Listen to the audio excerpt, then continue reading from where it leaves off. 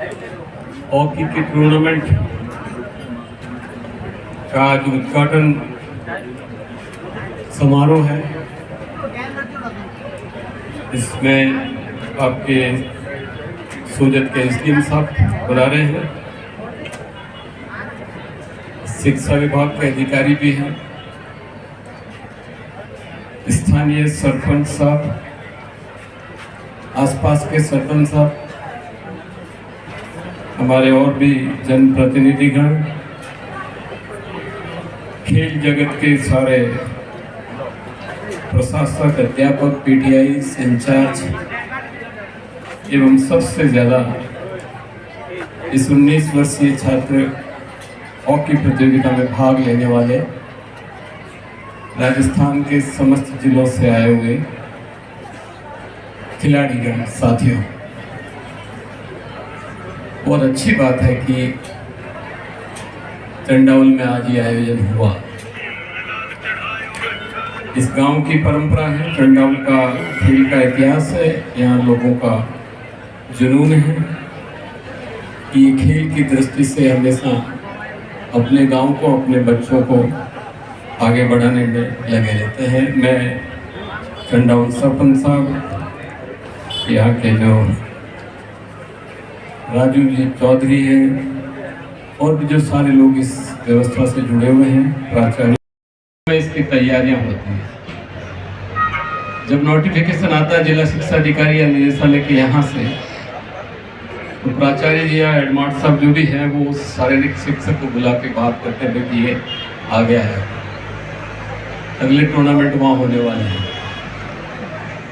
और उस दिन से ही उस पीटीआई साहब के या जो इंचार्ज हैं उनके और जो बच्चे खेलने वाले हैं उनके पाँव में घुंघरू लग जाते हैं, कौन कहाँ खेलेगा, पूरी मेहनत करते हैं। और फिर मेहनत करके बच्चे अपने माँ बाप से परमिशन लेते हैं साहब कि हमें जाना है। अब आजकल तो मुझे पता नहीं, बाकी पहले कुछ सामान लाना पड़ता था, थोड़ा तेल, थोड़ा आटा, थोड़ी मिर्च, वो सारे बच्चे इकट्ठे करते थे और फिर वो सामान बनता था, फिर वो जाते थे टीम खेलने के लिए। आजकल तो मैं अभी सुन रहा हूँ पीटीआई साहब इंचार्ज के भी टेंशन यार अब के। तो एक और बात, हाँ, पहला मैच देखते फिर वो टाई देखते हैं, सारे पीटीआई लोग मिलकर टाई देखते हैं, टाई देख के कहते हैं कि पहला मैच यार, पहला तो अपने इस बार तो करौली से आया, विनर चेप दिया, कोई चिंता नहीं है। तो एकदम कोई करौली वाले नाराज ना था, मैं जनरल बात कर रहा हूँ। तो फिर लगे यार दूसरी टाई गड़बड़ आएगी यार, करौली ने हराया था, अपना आगे सीधी अजमेर रही है, कोई बात नहीं, चिंता मत करो, अजमेर से लड़ेंगे। ऐसे करके बच्चों का जोश और हिम्मत बंधाई जाती है। फिर वो आप भी पीटे मैडम, आप भी पीटे। तो फिर वो बच्चों की टीम तैयार होकर सुबह मैदान में आती है। इंचार्ज और जो पीटीआई जिसने टीम तैयार की है उसके लिए ये अग्नि परीक्षा। आप कभी टेंशन देखो, ये ह्यूमन बिहेवियर, इसको पढ़ना चाहिए आपको। ऐसी छोटी छोटी बातें नहीं, ये बहुत बड़ी बातें हैं। मैंने एक बार भारत पाकिस्तान का मैच देखा, तो मैं वहाँ पे मेन उसमें जगह बैठा था, डगआउट कहते हैं जिससे, आपने देखा होगा क्रिकेट में डगआउट होता है जहाँ सारे खिलाड़ी और कोच बैठते हैं, मैं वहाँ बैठा था। तो पाकिस्तान और भारत का मैच चल रहा था और पाकिस्तान का जो कोच था वो मेरे पास बैठा था वहाँ डगआउट में, और इसको 1-1 बराबर चल रहा था। मैं आपको सही बता रहा हूं कि जब तक वो वहां बैठा रहा, 1 सेकंड के लिए उसने मेरी तरफ नहीं देखा।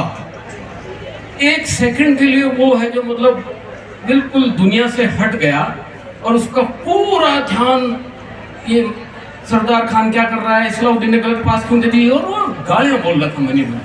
मैं सही बता रहा हूँ, गालियां बोल रहा था खिलाड़ियों। अगर एक पास भी अगर गलत चली गई किसी फॉरवर्ड की, बायदी आग हो गया, जैसे कोई बायदी मतलब आग, जैसे उसके आग लग गई हो, ऐसा तल्लीनता से, मन से, और बिल्कुल जैसे कोई लड़ लेगा वो, ऐसा कोच का बिहेवियर मैंने पूरे मैच में देखा। मेरी तरफ देख ही नहीं रहा है, आगे पीछे कौन बेटा कोई मतलब नहीं, उसको तो वो बॉल और उसके खिलाड़ी दिख रहे हैं, ये पास सही गई नहीं गई, इसने ये गलती कर दी, जोर जोर से गुस्सा कर रहा है, मोहम्मद तेरे को सिखाया था यार, तू हार गया, तेरे को आगे जाना चाहिए, वो देखो आ गया इंडिया वाला आ गया, ऐसा का ऐसा इंडिया वाला भी उधर कर रहा था। तो ये जो कोच और इंचार्ज और जिसने सिखाया है उसकी ये अग्नि परीक्षा है। और उस अग्नि परीक्षा के बाद ये जो अभी आप कह रहे थे कि इन्होंने ऐसा कर दिया, इन्होंने ऐसा कर दिया, गांव में ये कल्चर दी, ये बहुत मेहनत का काम है। किसी एक शिक्षक का, किसी एक शारीरिक शिक्षक का, किसी गेम के साथ नाम जुड़ के इतिहास बना देना, मैं सोचता हूँ कि बड़ी बात है। तो ये अब इन बच्चों के कंधों पे भार है। तो टीचर्स ने अपना काम किया, लेकिन अब प्यारे बच्चों आपको खेल दिखाना है और खेल दिखा के अपने जिले का नाम रोशन करना है और पूरा प्रयास करना है कि किस तरह से आप बेहतर प्रदर्शन करके अपने जिले को आगे बढ़ाएं और अपना प्राइज जीतें। हॉकी नहीं बल्कि सारे खेल जो होते हैं उनमें एक प्रतिस्पर्धा और एक स्टैंडर्ड होता है। आपको पता होगा मानव जीवन के इतिहास में खेलों का जो सिलसिला, खेल कब पैदा हुए, कब खेल शब्द इजाद हुआ, कब हम खेलने लगे, चाहे बिली कबड्डी खेले या चाहे बिली गुल्ली डंडा खेले या चाहे बिली सितोलिया खेले या आजकल हम टेनिस या गोल्फ खेले। ये खेल नाम का शब्द और मानव जीवन के इतिहास में खेल का जो प्रारंभ हुआ, उद्भव जो हुआ, वो लगभग 4000 साल पहले हो गया। 4000 साल पहले मानव के बीच में प्रतिस्पर्धा खेल के रूप में हुई, जिसको समानता से। उससे पहले लड़ाई होती थी, कबीले लड़ते थे, ठोकते थे, पीटते थे, राज करते थे, वो एक अलग बात है। लेकिन उसके बाद खेल में हार जीत को स्वीकार करना, अगला कोई जीत गया तो उसकी जीत को स्वीकार करना, ये जो बात हुई लगभग 4000 साल पहले खेल नाम की चीज है। हॉकी का इतिहास भी मुझे लगता है लगभग 1500 साल, 1600 साल, 1500 साल समझ लो, 1550 या ऐसा इतना साल हो गया जब हॉकी इजाद हुई। प्रारंभिक तरीके से हॉकी खेली गई, धीरे धीरे करते सारी बढ़ी। 18वीं और 19वीं शताब्दी में जब ब्रिटिश एम्पायर होते थे, उस समय भारत में हॉकी प्रारंभ हुई। आप सोचिए कि ब्रिटिश एम्पायर ने भारत को हॉकी खेलना सिखाया, हॉकी गेम प्रारंभ किया, लेकिन बाद में हमारे खिलाड़ियों ने ही उनकी टीमों को पराजित किया। भारत टीम एक ऐसी टीम थी जिसने, आप जानते हो क्रिकेट में हैट्रिक होती है। हैट्रिक का मतलब है कि लगातार 3 विकेट ले ले कोई बॉलर, तो उसे हैट्रिक कहते हैं। तो उसी तरह से अगर आप 3 बार लगातार ओलंपिक जीत जाओ, गोल्ड मेडल ओलंपिक, तो वो भी हैट्रिक है। तो भारत जब ओलंपिक में गया, हॉकी का आविष्कार तो क्या मतलब उद्भव हुआ, इजाद हुआ, फिर वो जब खेलने गए तो ओलंपिक में 1928 में पहली बार हमने गोल्ड जीता। 28 और 4 32 में फिर वापस जीता, 32 और 4 36 फिर वापस जीता। लगातार 3 ओलंपिक गोल्ड हमने जीते। वो हमारा पहला हैट्रिक था, दुनिया में किसी मुल्क ने नहीं किया, केवल भारत में किया।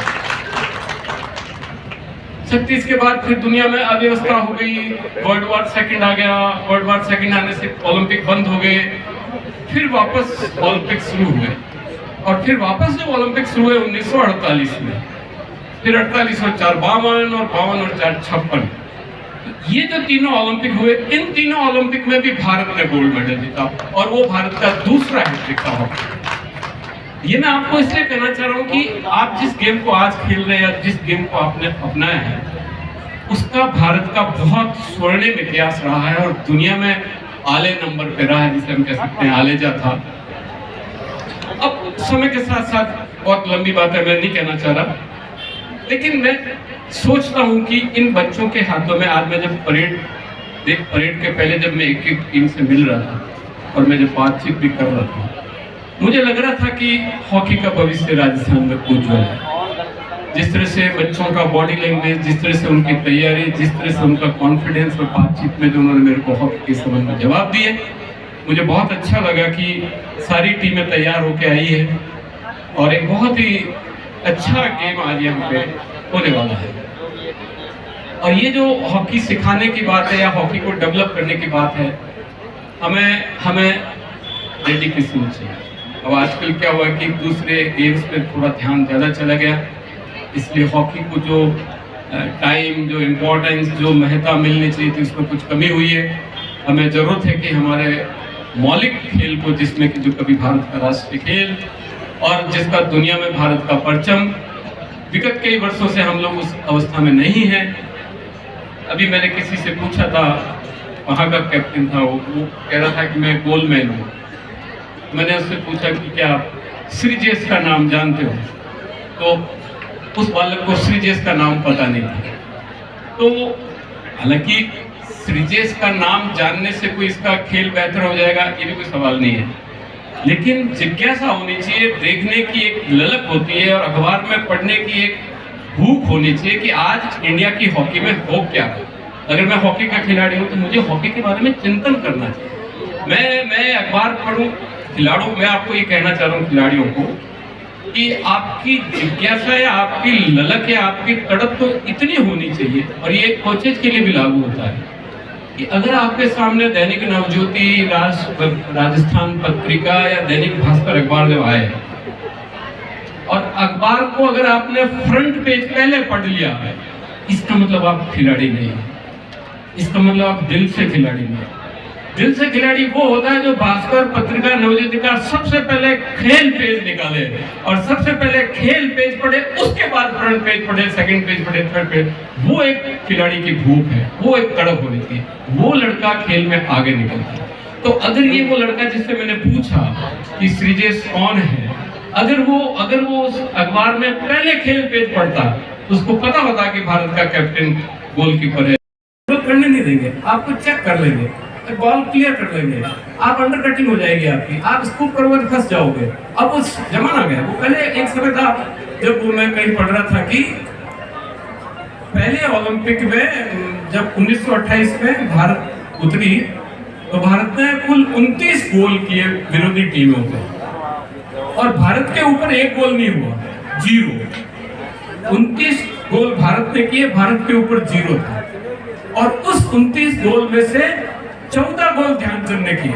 उस 29 में से 14 गोल एक अकेले आदमी ध्यानचंद ने किए। तो वो तो हॉकी के जादूगर थे, उनके बारे में मैं बहुत बातें कर सकता हूँ, आज वो समझ लिए। तो मैं ये कहना चाह रहा हूँ कि अब हमें कन्वर्जन पे, टेक्निक पे, माइंड गेम हो गया, हॉकी भी अब माइंड गेम है। आपने किसी ने, पता नहीं बबलांडा का नाम किसने सुना है? आपने सुना। तो जो ये हॉलैंड का जो बैक था, ये उसके नाम से लोग डरते थे। वो जमाना गया आपकी जब फॉरवर्ड से लोग ज्यादा भयभीत होते थे, यार उधर से वो फॉरवर्ड आ जाएगा गोल करने का, वो तो है, लेकिन अब उससे ज्यादा डर लगता है बबलांडा से लगता है, जो कि कन्वर्ट करते हैं। इसलिए कन्वर्जन को रोकने का तरीका, अब आप जब कन्वर्ट होता है तो आप गोल के अलावा कितने, 5 खिलाड़ी इसमें आ सकते हैं जो हाथ लगा के खड़े करते हैं, 4 या 5 खिलाड़ी इसमें आ जाते हैं। बाकी खिलाड़ियों को आप बाहर रखते हो और फिर वो यहाँ से मार के उसको कन्वर्ट करता है, और वो हिट करे, वो स्कूप करे, स्लो करे, वो जैसे भी करे।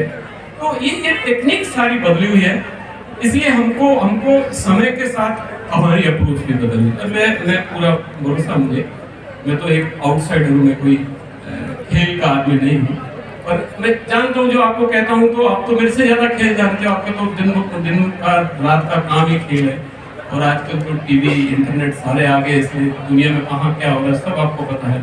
तो ज्यादा से ज्यादा खेलों में आप, मैं सोचता हूँ कि आपको ध्यान रखना चाहिए और अपने खेल को निखारें, बेहतर करें। आप सब यहाँ पे आए, चंडावल गाँव के वासियों को मैं बहुत बड़ा अच्छा लगा। रात को फोटो भेजी गई मेरे पास, जिसमें उनको बैठा के खाना खिलाया जा रहा है। वो खाना क्या था ये तो नहीं दिखा उसमें, थालियां जरूर दिखी थी। तो मैं सोचता हूँ कि उसमें भोजन भी अच्छा ही होगा।